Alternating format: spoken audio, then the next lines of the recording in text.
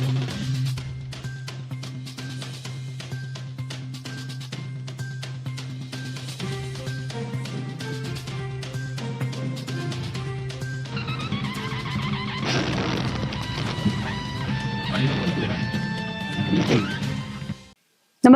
आपण पाहता हिरकणी न्यूज.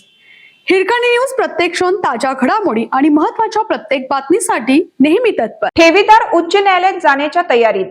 सहकार मंत्री बाबासाहेब पाटील यांनी वसंतदादा शेतकरी सहकारी बँकेच्या प्राधिकृत चौकशी अधिकाऱ्याने सहकार आयुक्तांकडे दाखल केलेला चौकशी अहवाल आणि त्या अनुषंगाने होणारी 195 कोटी रुपयांची वसुली रद्द करण्याचा निर्णय घेतला आहे.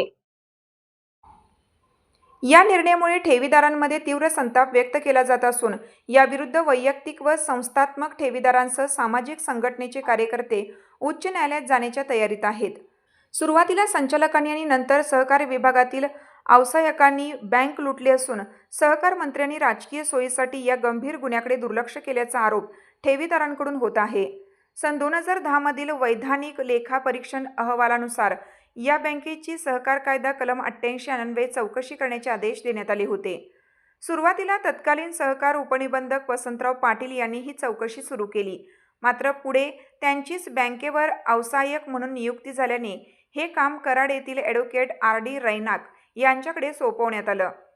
ॲडव्होकेट रैनाक यांनी चौकशीअंती कलम 72(3) अन्वये 28 संचालकांनी 2 अधिकाऱ्यांवर दोषारोपपत्र ठेवलं होतं.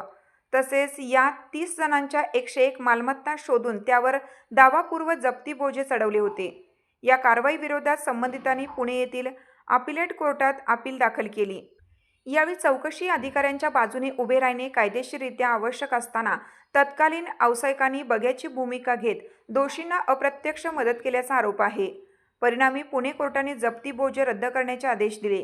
यानंतरही व्यावसायिकांनी उच्च न्यायालयात अपील न केल्याने मालमत्तांवरील बोजे कायमचे उतरवण्यात आले.